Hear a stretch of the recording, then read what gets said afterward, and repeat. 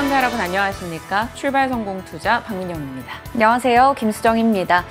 미국의 부채 한도 협상 3차도 불발이 됐습니다. 이 소식이 전해지면서 뉴욕 증시 3대 지수가 또 다 같이 밀렸는데요. 대형 기술주 중심으로 하락세가 나타나면서 나스닥 지수가 1.3% 정도 하락했습니다.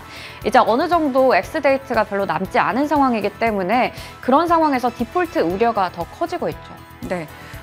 월가에서는 이 부채 한도 협상 문제로 인해서 이 투자자들이 손을 놓고 있다라는 표현이 나왔습니다. 그 때문일까요? 시장 전반에서도 뭔가 새로운 뉴스도 이슈도 좀 없고요. 뭔가 대기 모드에 들어가 있습니다. 불안한 상황이 이어지고 있는 가운데 뉴욕장은 그를 반영해서 떨어졌고요. 국내장은 상대적으로 2차 전지 쪽의 강세로 인해 조금은 더 양호한 흐름이 나옵니다. 자, 어떻게 전략을 짜야 될지 같이 고민하면서 이야기 정리해 가시죠. 어제 국내 증시 모두 다 오른 채 거래를 마쳤습니다. 코스피 0.4, 코스닥은 0.8% 상승이었죠.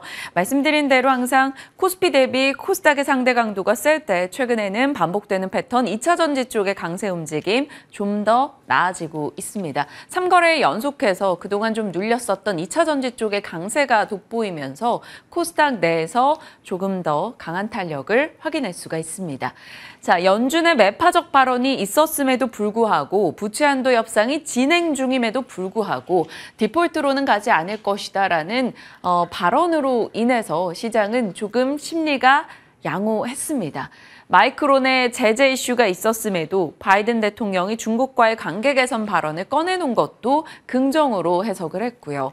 다만 여러 가지 이슈들이 있었으나 테마성 영향을 줄 만한 내용들이었습니다. 시장 전반적으로 부채 한도 협상에 대해서 조금 보고 가자라는 심리가 강하게 작용이 된 거죠. 요즘 국내에서 마약 문제가 꽤 떠들썩합니다. 어제 장중 속보가 있었죠. 군까지 침투한 마약으로 인해서 이병 심체 검사에서 이 마약 검사를 추가한다라는 내용이었습니다.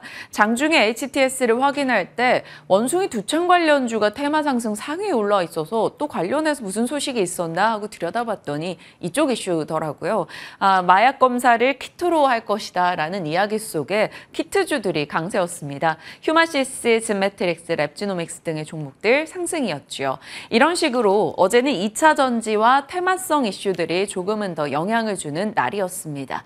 2차 전지 쪽의 이슈라고 한다면 테슬라의 지속된 강세 움직임과 LG 엔솔에 대한 긍정적인 보고서 그리고 리튬 가격의 반등 혹은 포드의 공급망 강화 등의 이슈가 있었습니다. 그래서 2차 전지 양극재 등을 필두로 해서 상승 또 리튬주들도 강세 움직임 돋보였고요.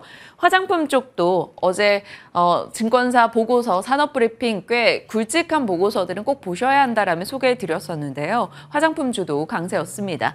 면역항암제, 바이오 쪽도 이번 주 계속 좋은 흐름 나오고 있고요. AI도 어제 상승이었죠. 이스트소프트가 마이크로소프트의 초청을 받았다라는 소식 등과 계속해서 빅테크의 AI 집중도가 올라가면서 강세 움직임 나타나기도 했습니다. 자, 어제 시간 외에서는 2차 전지 쪽 뉴스가 많았어요. 에코프로비엠의 증설 이슈와 단독인 LNF의 전고체 공장 관련한 소식 들려왔습니다. 잠시 후에 조금 더 자세히 살펴보시죠. 자, 해빙 모드라고 하더니 어찌됐건 중국이 계속해서 마이크론을 제재하는 움직임이 나오다 보니까 미국 측에서도 불편한 감정들이 일부를 통해 드러납니다. 중국계 배터리 기업 보조금을 철회했다라는 소식이 들려왔어요. 에너지부가 이 마이크로바스트 홀딩스라는 리튬 배터리 기업에 대해서 보조금을 줄 예정이었습니다. 이 기업이 GM과 같이 손잡고 분리막 공장을 건립하는 과정이죠. 그런데 한 2,600억 정도 되는 보조금을 철회했다라는 소식이 들려왔습니다. 이 부분을 한국이 조금 틈새 시장으로 노릴 수 있을 것인가 혹시나 싶어서 일단 관련한 종목들, 이제 좀 작은 종목들 위주로 정리를 해봤고요. 2차 전지 뉴스가 시간 외에서 쏟아졌죠. 에코프로비엠이 증설을 계속한다라는 강력한 의지를 드러냈습니다. 포항 쪽에 그리고 캐나다 법인에 투자하겠다라는 소식에 시간 외에서 에코프로, 에코프로비엠, 에코프로 HN 혹은 코스모 화학까지 올라가기도 했습니다. 자, LNF는 단독 뉴스예요. LS M&M 과거 니코동재련이고 LS의 100% 자회사입니다. 이쪽과 같이 손잡고 새만금의 전구체 공장을 건설한다라는 소식이 있었고요. 시간 외에서는 1% 상승 정도였습니다. 그리고 또 다른 단독 뉴스, 현대차, LG엔솔 6조 투입해서 북미 배터리 공장 설립 이슈가 있었어요. 이 경우에는 현대차 관련주로 좀 체크가 필요할 것 같아서 구형테크 등의 종목들 정리해뒀습니다. 자, 국내 이슈는 이 정도로 잡으면 될 것 같고요. 그 외의 뉴스들은 사실 한 달 내내 반복했던 뉴스의 또 반복이었기 때문에 이렇게 정리하고 가겠습니다. 자, 뉴욕장입니다. 3대 지수 모두 다 하락했고요. 나스닥은 조금 더 빠졌네요. 1.2% 정도 밀려났습니다. 디폴트 우려가 오늘은 시장을 조금 억압했죠.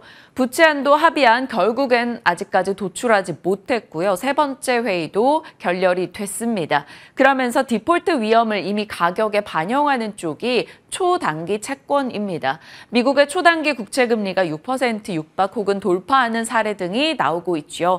초단기물에 대해서는 이 국채를 소유하고 싶지 않다라는 의지가 됐습니다. 채권 가격이 떨어지고 있는 걸 보여주는 거죠. 단기적인 불안감을 이미 채권 시장은 반영하며 요동치고 있는 최근입니다. 지표로 봤을 때는요. 5월 서비스업 PMI가 13개월 내 최고치를 기록했는데 제조업 PMI는 3개월 내 최저를 기록했습니다. 리치몬드 여는 제조업 지수도 오늘 좋지 못했고요. 얼마 전 발표가 있었던 뉴욕 여는 제조업 지수도 좋지 못했죠.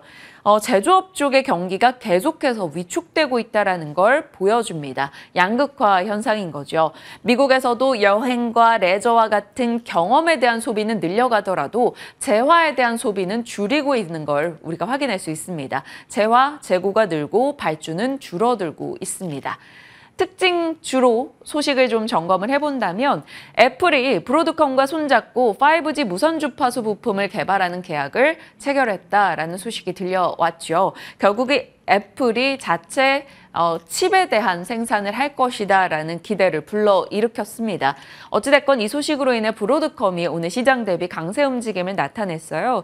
그리고 때마침 뱅크 오브 아메리카에서 브로드컴이 가장 저평가된 AI 종목이다라고 얘기한 것도 힘을 실었습니다.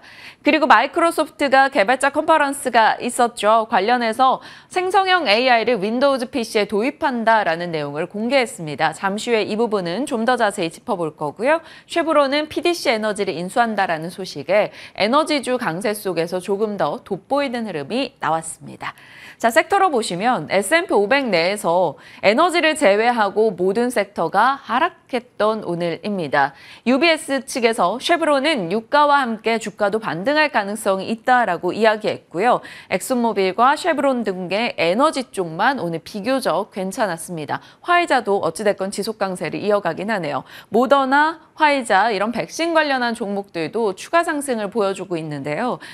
곳곳에서 확진자가 다시 한번 증가하고 있다. 특히나 아시아권을 중심으로 이런 소식이 영향을 준 걸로 보입니다. 자, 바론스에서 인텔이 AI 반도체 엔비디아에 비해서 너무나 늦게 생산해냈다. 그래서 따라잡기가 쉽지 않을 것이다 라고 이야기하면서 인텔 등의 주가도 같이 조금 끌어내리는 모습이 확인됐습니다.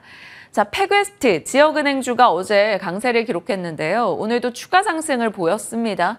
부동산 대출 프로젝트를 매각하면서 재무 건전성을 확보했다라는 이슈인데 이 이슈가 오히려 부동산 쪽의 종목들에게는 좀 좋지 못하게 작용이 됐습니다. 신규 주택 건설이 좀 줄지 않을까라는 이슈 속에 관련한 종목들은 떨어지기도 했습니다. 참고하시길 바랄게요. 오늘 그 밖에 뉴욕장에서도 크게 섹터별 흐름은 나타나지 않았습니다. 지속적으로 점검하고 있는 게 먹고 살기 힘든 뉴스, 식량 안보, 식량 위기에 대한 이야기인데요. 로이터 통신의 보도가 있었습니다. 극심한 가뭄과 냉해로 인해서 이 수확을 포기하고 밭을 갈아엎는 농민들이 늘고 있다라는 보도였습니다. 미국 농무부도 겨울밀 재배 면적이 33% 버려질 것이라고 얘기했는데요. 보험금이라도 받으려고 밀밭을 갈아엎고 있다라는 겁니다. 겨울밀 재배 면적이 이 정도로 줄어드는 것은 1차 세계대전 이후 가장 높은 비율이라고 하네요. 이 말인즉슨 올해 밀 생산량에 대해서는 상당히 보수적으로 책정을 해야 된다라는 거죠. 그래서 생산량은 1963년 이래로 최저로 떨어질 것이다라고 봅니다.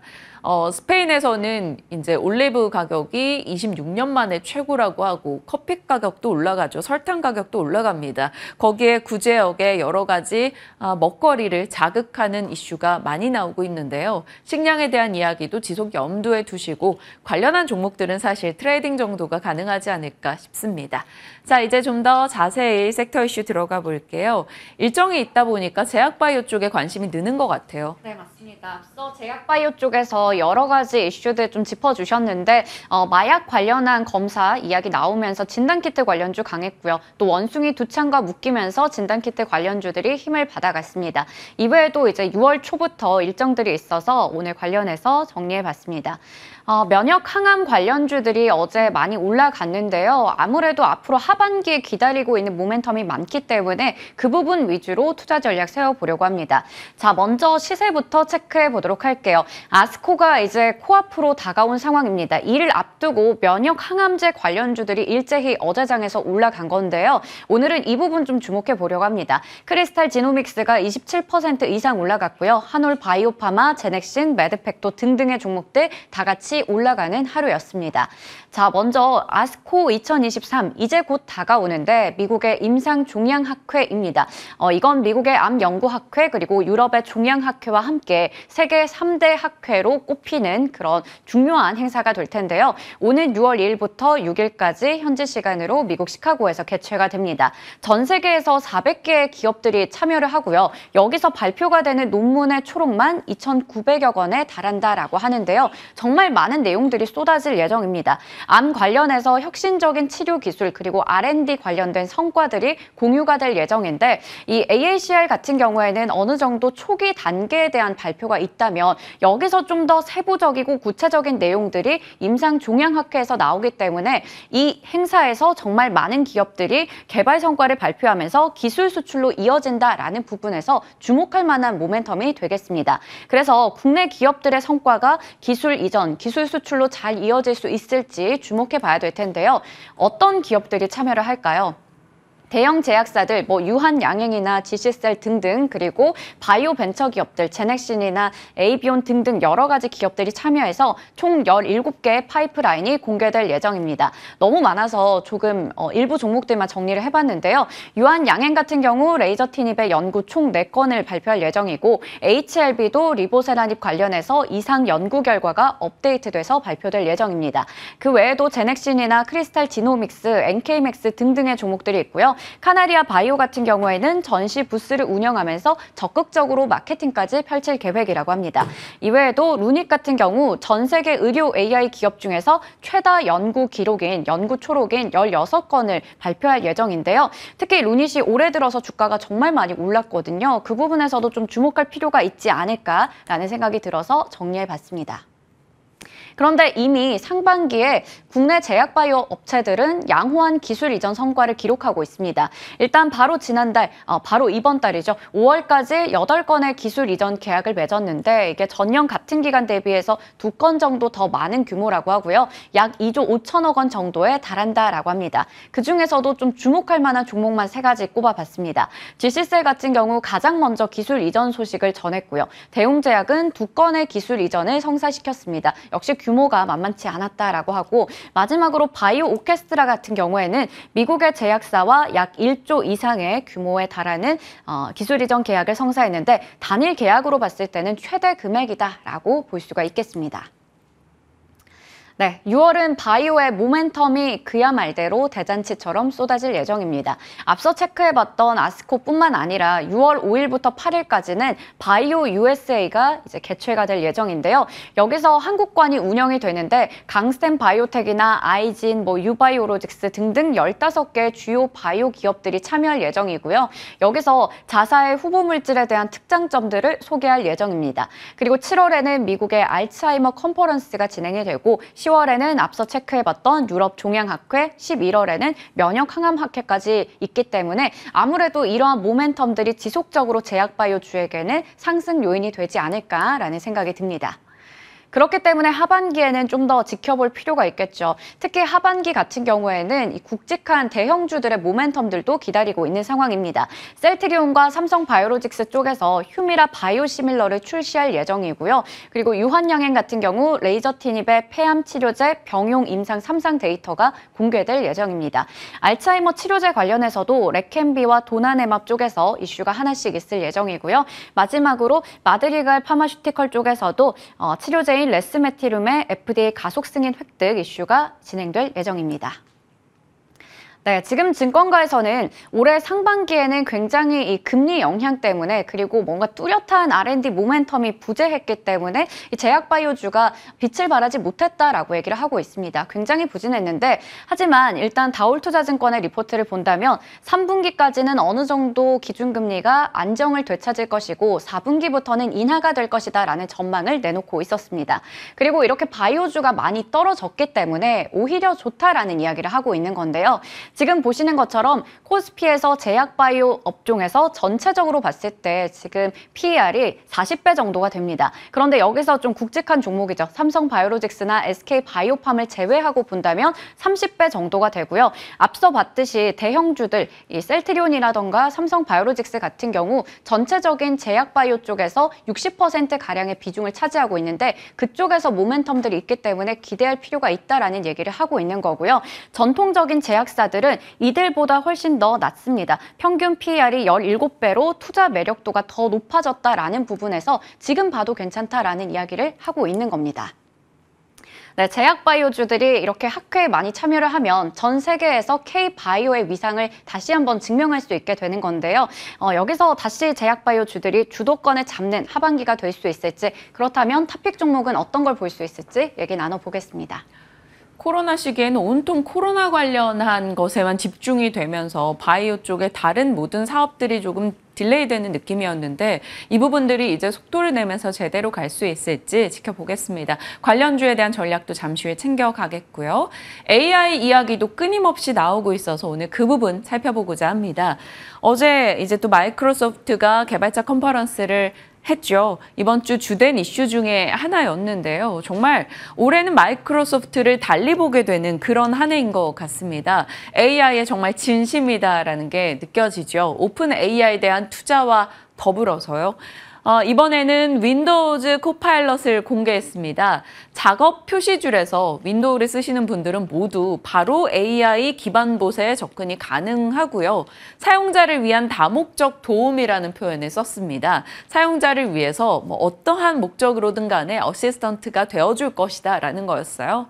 다른 앱의 텍스트를 요약해줘, 혹은 PC 설정의 밝기를 좀 제어해줘 라는 쉬운 문구 등을 썼을 때 사용자가 내가 이것을 쓰고 있다, 기술을 쓰고 있다는 것을 인지하지 못할 정도로 자연스럽게 사용이 가능할 것이다 라는 거였습니다. 일전에 개발자 회의에서는 마이크로소프트가 오피스 365, 그러니까 파워포인트, 엑셀 등의 이 AI를 접목시킨 것을 공개했었죠. 이번에는 윈도우 AI에 적용을 했습니다. 본인들의 제품에 AI를 차곡차곡 탑재해서 AI 스토리를 쌓아가고 있습니다. 상황이 이렇다 보니까 월가에서는 이 마이크로소프트에 대해서 굉장히 긍정적인 의견들을 많이 내고 있습니다. 월가 55개 기관 중에 45개 기관에서 매수 혹은 강력 매수 의견을 내놓고 있네요. 2023년은 마치 마이크로소프트, 엔비디아 이런 AI로 기억될 해인 것 같습니다. 자, AI 낙관론에 대해서는 지속적으로 살펴왔었죠. 산업의 발전에 대한 얘기도 했었습니다만 5월 19일에 전해드렸던 내용입니다. AI, 미국과 유럽 기업의 1분기 컨퍼런스 콜에서 무려 1,600번이나 AI라는 코멘트가 등장을 했습니다. AI를 도입했거나 혹은 도입할 예정이거나 라는 코멘트 등이었죠. 최근에 AI 상승에 조금 힘을 실어줬던 것은 골드만삭스의 발언입니다. 향후 10년 동안 AI, S&P 500의 주식 지수를 30% 정도 높일 것이다라고 얘기합니다. 그 내용으로는 AI가 결국 기업들의 생산성을 올릴 것이라는 것을 확신한다라는 게 담겨 있었죠. 그 밖에도 AI 급성장으로 기업들이 달라질 것이라는 점에 코멘트 등은 쏟아졌었습니다. 대규모로 이 AI 관련주로 매수세가 최근 미국에서 발견이 되고 있고요. 국내도 어찌 보면 마찬가지다라고 볼 수 있겠습니다. 2023년은 AI의 대중화해로 기억할 수 있겠다라고 꼽아봤는데요. 사실 올해 미국장 내에서 AI 관련주들을 제외하고 본다면 S&P 500은 오히려 하락입니다. 그만큼 AI 관련한 종목들의 시세가 좋았다라고 볼 수 있을 거고요. 대표적인 거 몇 가지만 봐도요. 앞서 봤던 마이크로소프트 흐름 괜찮았고요. 엔비디아 주가도 100% 이상 올랐습니다. 그리고 슈로딩거라고 해서 미국의 의료 AI 업체인데 이 기업도 최근에 관심 많이 받고 있죠. 연간으로도 올해 108% 상승 나타냈습니다. 국내도 마찬가지입니다. AI 반도체 쪽 모멘텀을 안고 이 반도체 대표 주자들도 올라왔고요. 의료 AI 쪽도 계속된 강세를 보여주네요. 루닛 140%, 뷰노 220%나 폭등 움직임이 있기도 했습니다. 그 밖에 AI 관련주들도 솔트룩스, 셀바스 AI, 마음 AI, 코난 테크놀로지도 210%나 올라섰네요. 오늘 아침 이거 하나하나씩 계산하면서 와, 상승률 놀랍다라고 감탄하기도 했습니다. AI에 대해서 왜들 이렇게 열광을 하는 걸까요? 과거 삶을 돌아봤을 때 AI 이전에 생산성 향상을 가져왔던 충격들이 있었는데 지금 AI는 그 충격보다 조금 더 강할 수 있다라고 말들 합니다. 1950년대 인프라가 구축되면서 전기라던가 이런 철도라던가 그 구축으로 인해서 생산성이 확 올라갔고요.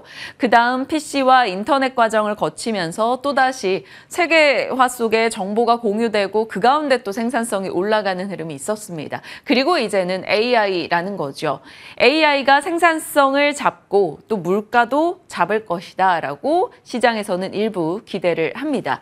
챗GPT가 등장을 하고 나서 AI 산업의 침투가 각 산업별로 확산이 되고 있죠. 우리 생활적인 측면에서 혹은 게임이나 로봇, 반도체, 교육, 의료, 생산 모든 분야에서 이 퀄리티가 올라가고 비용의 혁신이 나오기 시작합니다.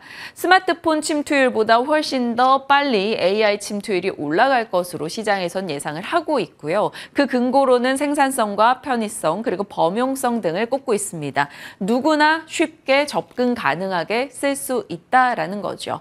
그리고 기존에 사람이 하던 일 몇 날 며칠이 걸릴 걸 단 몇 초 만에 해내기 때문에 엄청난 생산성을 보여줄 수 있다라고 이야기합니다. 그게 다양한 분야로 접목이 돼 가는 거고요. 자, 세상을 바꾼 이들이 있죠. 마이크로소프트 CEO라던가 혹은 일론 머스크라던가 이렇게 세상을 바꿨던 이들이 또다시 AI가 세상을 바꿀 것이라고 말해서 조금 더 AI가 자극적으로 다가오지 않나 싶습니다. 빌 게이츠가 어제 내놓은 얘기죠. AI가 구글과 아마존을 대신할 수 있다라고 얘기했고요. 마이크로소프트는 AI가 1년 반 안에 좋은 가정교사가 될 것이다. 아이들의 이 언어에 대한 교육도 이쪽에 시켜줄 것이다 라고 이야기하고 있습니다. 피터 린치는 엔비디아 가치 몰라본 것 후회된다. AI 독보적인 행보를 보이는 기업이다 라고 얘기했고요. 워렌 버핏도 AI가 세상 모든 것을 바꿀 것이다 라고 말했습니다. 캐시우드는 근로자의 생산성을 향상하고 회사 비용을 절감시킬 것으로 이야기했고요. 오픈 AI 샘 알트만 CEO는 기후변화나 암 치료와 같은 인류 과제를 해결해 줄 것이다 라고 말하기도 했습니다. 그들이 이렇게 이야기를 하다 보니 당연히 AI에 대한 관심은 더 증대할 수밖에 없습니다. 그 관심의 반증이라고 볼 수 있을까요? 엔비디아의 이 AI 반도체 칩 가격이 폭등하고 있습니다. CNBC 보도가 나왔는데요. H백 가격 80GB 기준입니다. 4천만 원에서 이제 6천만 원까지 올라갔다라고 하네요. 챗 GPT-4에 이 엔비디아 최신 칩이 10,000개 정도 사용이 된다고 합니다. 어느 정도 엔비디아 쪽에 비용이 들어가게 되는 것인지 여러분 감이 오시죠? 그러다 보니까 이 칩을 우리가 개발해야 돈이 좀 덜 들겠다라고 빅테크 업체들이 생각하기 시작합니다. 그래서 메타나 마이크로소프트, 구글 등에서 자체 칩 개발에 나서고 있죠. 이런 움직임이 많아질 겁니다. 그렇다면 앞으로 AI 반도체를 만들어가는데 무엇이 필요할 것인가를 한번 생각해 본다면 또 하나의 투자 방향이 되지 않을까 싶었어요. 대표적인 예 중 하나로 꼽아본 건 이스페타시스입니다. 올해 97% 정도 올랐는데요. MLB 기판을 만드는 업체예요. 이 MLB 기판은 어찌 보면 한켠 좀 밀려났던 기판이었습니다. 그래서 다른 기판사들은 FC BGA와 같은 다른 새로운 먹거리 기판 쪽으로 옮겨가고 있었죠. 그런데 이스페타시스는 남겨진 채로 MLB 기판을 생산하고 있었는데 어느 순간 이 엔비디아 GPU에 이 MLB 기판이 쓰이기 시작합니다. 그러면서 시장에 관심을 받게 되죠. MLB 기판이라는 것은 이름이 고다층 인쇄 회로 기판입니다. 많이 쌓을수록 많은 데이터를 전달할 수 있는데 지금 엔비디아의 이 GPU 칩 같은 경우는 많이 쌓아서 한 번에 더 방대한 양을 전달한다라는 게 포인트지 않습니까? 그러면서 기존의 사업이 부각받기 시작했습니다. 고객사로도 빅테크 업체들을 많이 두고 있기도 하고요. 그래서 이스페타시스 등이 지금 주목을 받고 있는데요. 이런 식으로 앞으로 AI 반도체 과정 속에서 주목받게 될 무언가가 어디가 될 것인가, 그것에 대한 관심을 올려봐야 되는 시점이 아닐까 싶습니다. 자, 시장 전반에 대한 이야기 다뤄봤고요. 지금부터 전략 챙겨보시죠.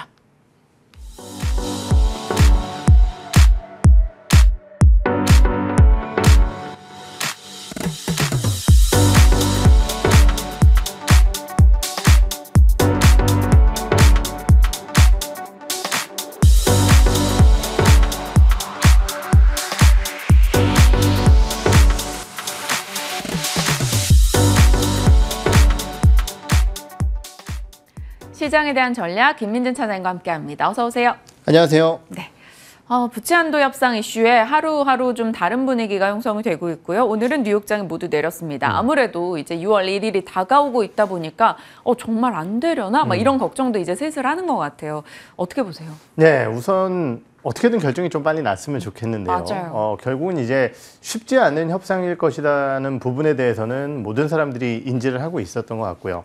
다만 그럼에도 불구하고 미국 부채 한도 협상이라는 게 거의 뭐 70여 차례 이상 진행이 됐었고 매년 연례 행사처럼 다가왔지만은 그 부분 자체가 크게 문제됐었던 것은 과거에 한 3차례 정도밖에는 안 됐었다라는 점. 그리고 그것도 경험을 해보다 보니까 우리가 이제 새로운 이슈가 아니다라는 점이 증시에 크게 부담으로 작용하지는 않았습니다.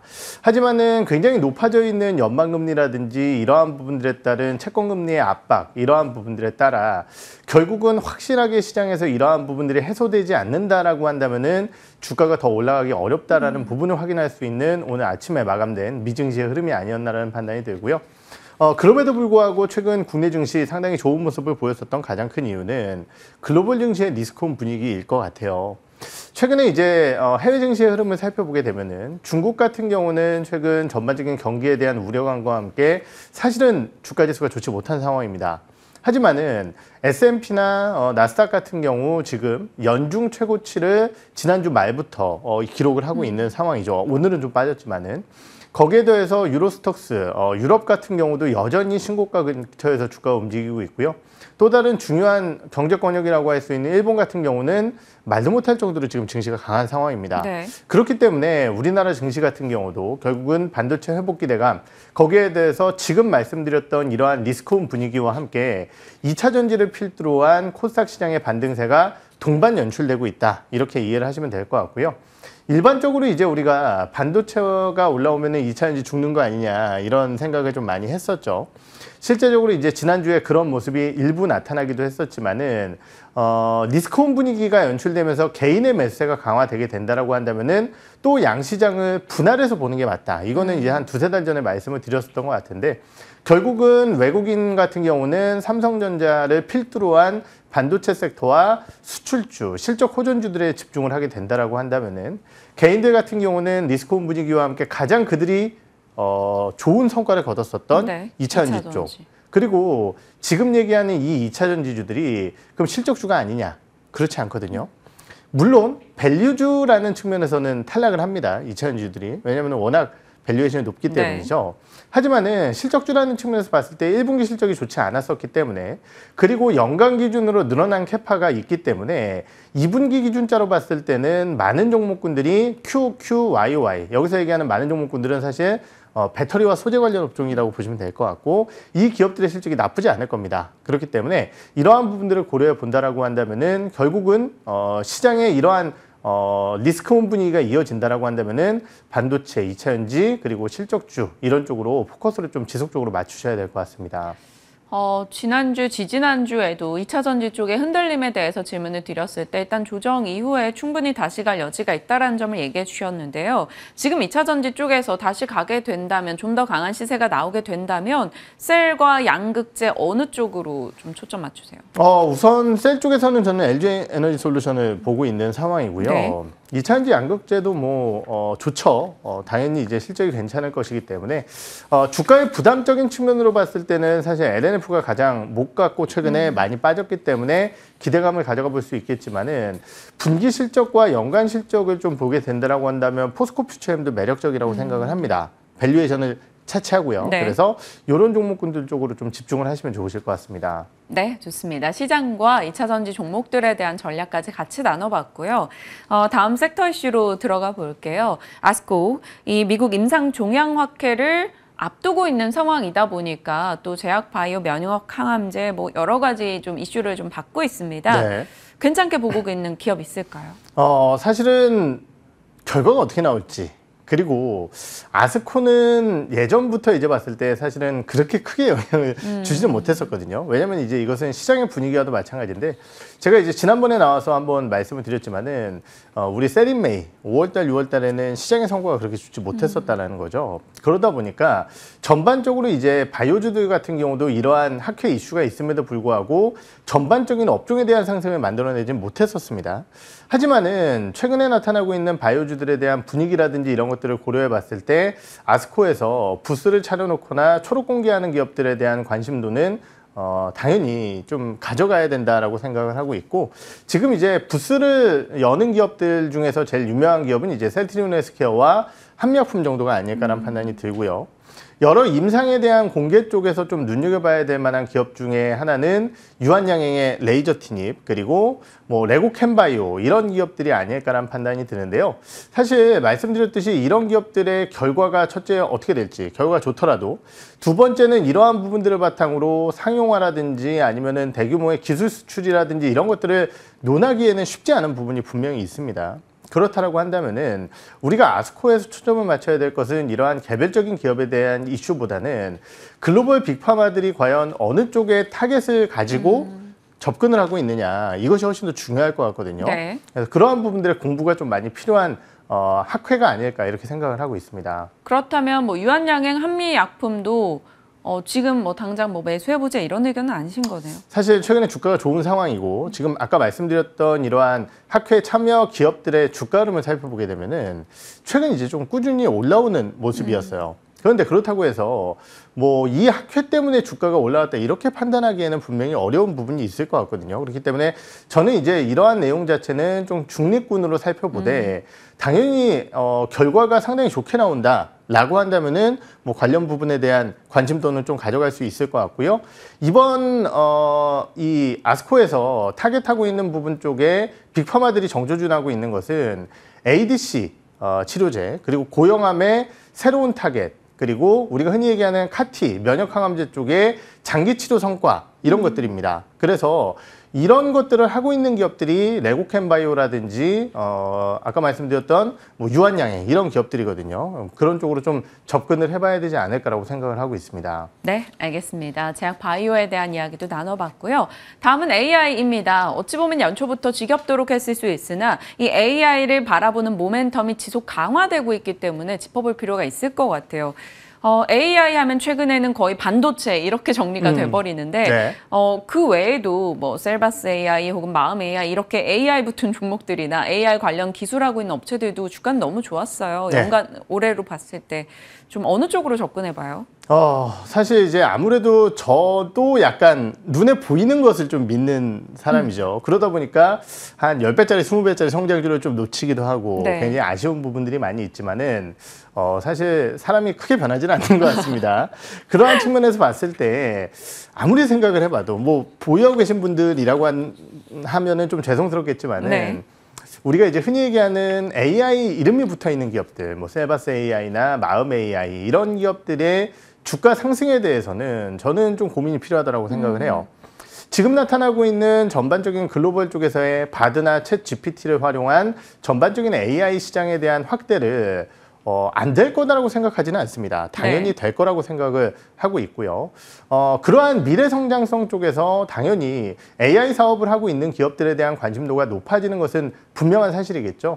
하지만은 실제적으로 그 부분을 가지고 주가가 더 올라오기 위해서는 실적이라는 것이 뒷받침돼야 됩니다. 우리가 2차전지 관련주들도 초입 기간보다 중입 기간 쪽에서 주가가 상승하기 시작한 부분은 결국은 실적이라는 것을 보여주기 시작을 하면서 주가가 다시 한번 세게 올라왔던 거였거든요.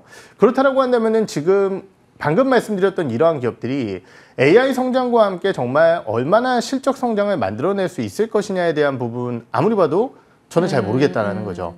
그러한 측면에서 봤을 때 AI가 그쪽만 있는 건 아니다라는 거죠. 지금 방금 말씀 주셨듯이 결국은 반도체 부분 쪽에서 비메모리라든지 이러한 부분들을 활용해서 AI까지 확장시킬 수 있는 주요 기업들이라든지 네. 아니면은 정말 AI 사업 내에서 성장과 함께 실적을 좀 만들어낼 수 있는 기업들 이런 쪽을 좀 보게 된다라고 한다면은 저는 최근 주가 급등하고 있는 의료용 AI 기업 쪽 이러한 부분들 같은 경우가 조금 더 실적으로 빨리 만들어질 것이다라는 기대감 때문에 이쪽이 좀 세게 올라오는 게 아닌가 이렇게 좀 판단을 하고 있습니다. 루닛이나 뷰노나 뭐 딥노이드 흐름 너무 좋고요. 뷰노는 220% 정말 네. 올해 대단한 상승을 나타내고 있습니다. 이런 쪽이 잘 되면 좋죠. 당연히 우리도 이 AI 기술로 인해서 건강을 좀 더 챙겨갈 수 그렇죠. 있고 이런 쪽을 응원하긴 합니다. 하지만 또 투자자 측면에서 이 정도 상승률이면 또 어떻게 해야 되나라는 고민이 생길 것 같은데 이어서 이 차장님의 픽을 보면서 이 의료용 AI에 대해서 좀 더 자세히 살펴보도록 하겠습니다. 지노믹트리, 얼릭텍시 신의료기술로 대장암을 정복한다. 대장암이 사실 암 중에서도 조금 무서운 네. 거죠. 그렇죠. 뭐 사실은 이제 우리가 폐암이라든지 뭐 담도암, 그리고 췌장암 이런 쪽들이 이제 사실은 훨씬 무서운 암이지만은 네. 그런 쪽 같은 경우는 아직까지는 이제 조기 진단에 대한 부분에 대해서 좀 의미 있는 내용들이 나타나지 않고 있고요. 사실 이제 지노믹트리라는 기업은 AI나 뭐 신의료 기술 이렇게 판단을 하기에는 좀 애매한 부분은 그래요? 있을 것 같아요. 왜냐하면 이 회사는 이제 그냥 쉽게 얘기하면은 진단키트, 진단기업이라고 좀 보시면 돼요. 근데 이제 아까도 말씀드렸지만은 우리가 의료와 AI의 결합이 왜 진행되고 있느냐. 네. 사실은 뭐 저도 이제 암 환자분들의 얘기, 이 얘기를 뭐 직접 들은 건 아니고 그냥 이제 커뮤니티에 글을 이렇게 보게 되면은 결국은 좋은 병원 가서 좋은 교수님 찾아서 보는 이유가 뭐냐. 그들이 가지고 있는 경험, 이러한 부분들 때문에 같은 이 영상 진단 촬영지를 가지고도 사실은 조금 더 많이 볼 수 있다, 찾아낼 수 있다. 이것 때문에 사실은 그러한 부분들이 생기는 거거든요. 네. 하지만 이제 사람의 눈이라는 게 한계가 있기 때문에 결국은 이제 AI 영상 진단 기술을 통해서 수십만, 수백만 건의 영상을 분석해서 사람을 보조해주는 기술. 이것이 지금 의료용 AI 기술의 대부분의 움직임이라는 거죠. 얼릭텍시도 그런 거예요? 얼리텍시는 사실은 이제 우리가 이 대장암이라든지 이런 것들을 발견하기 위해서는 얼마나 고통스럽습니까? 대장 내시경 받아보신 분들은 맞아요. 아시겠지만은 저도 사실 굉장히 고통스러웠거든요. 그런데 이러한 부분들을 그냥 이제 진단 기술을 통해서 굉장히 간단하게 먼저 이제 대장암이 있는지 없는지를 확인할 수 있는. 그런데 이제 진단 키트 같은 경우는 사실 우리가 임상이라는 측면에서 뭐 걸리기 전에 이제 확인을 해야 되는 거잖아요. 네. 그러니까 이제 굉장히 많은 사람들을 통해서 확증 임상까지 이제 진행을 하고 있는 부분, 이러한 부분들이 지금 지노믹트리의 매력도가 아닐까라는 판단이 듭니다. 그런데 이제 이것이 잘 쓰일 것이냐, 이 부분을 좀 판단을 해야 되는데요. 아무래도 이제 병원에서는 뭐 CT 찍는 게 낫지, 혹은 뭐 내시경 한번 하는 게 낫지, 이러한 부분 쪽으로 생각을 할 수 있어요. 네. 하지만 이제 보조적인 측면에서 그리고 정부의 의료기관 쪽에서의 어느 정도의 확정적인 이 부분에 대한 지원이 좀 나타나게 된다라고 한다면은 사용처가 좀 확대될 수 있어요. 그러한 측면에서 봤을 때 최근에 이제 신의료기술 평가 유예라고 하는데요. 이제 통과됐다라고 생각을 하시면 될 것 같습니다. 이것을 이제 발부받게 되었고, 그러면 이제 건강 코드가 발급이 됩니다. 그렇다라고 한다면은 이러한 부분들에 따라 진단을 할 때 코드 번호를 부여를 해서 여러 가지 이제 장점이 좀 생기게 되는데요. 대표적으로는 이제 실손보험 혜택이라든지 이러한 부분들까지 확장이 될 수 있다라는 거죠. 그렇기 때문에 이 조기 진단 쪽에 대한 부분은 일전에도 한번 말씀드렸듯이 미국에서 진행하고 있는 캔서 문샷, 이러한 부분 쪽에서 결국 생존율을 늘리기 위한 좋은 전략이 네. 조기 진단이거든요. 그러한 측면에서 봤을 때 국내 쪽에 이러한 기술 유예와 함께 미국 같은 경우는 5만여 명 규모의 확증 임상을 좀 진행을 하고 있습니다. 그래서 이러한 부분까지 고려해 본다라고 한다면은 국내 쪽과 해외 쪽에 전반적인 성장 흐름을 기대할 수 있는 암 관련된 조기 진단 기업이 아닐까라는 생각이 들어서 루닛은 조금 더 진보된 기술이고 네. 이것은 이제 따라가는 내용이지만은 결국은 이제 결이 비슷하다는 측면에서 지노믹트를 한번 말씀을 드려보도록 하겠습니다. 그러면 가격은 어떻게 대응해요? 네, 가격 전략 자체는 17,000원 선으로 한 30% 이상의 목표 주가를 좀 제시를 해 드려보도록 하고요. 네. 손절가는 12,000원 선 말씀을 드려보도록 하겠습니다. 네. 지노맥트리 오늘 살펴봤습니다. AS 하나만 갈게요. 네. 에이프릴 바이오가요.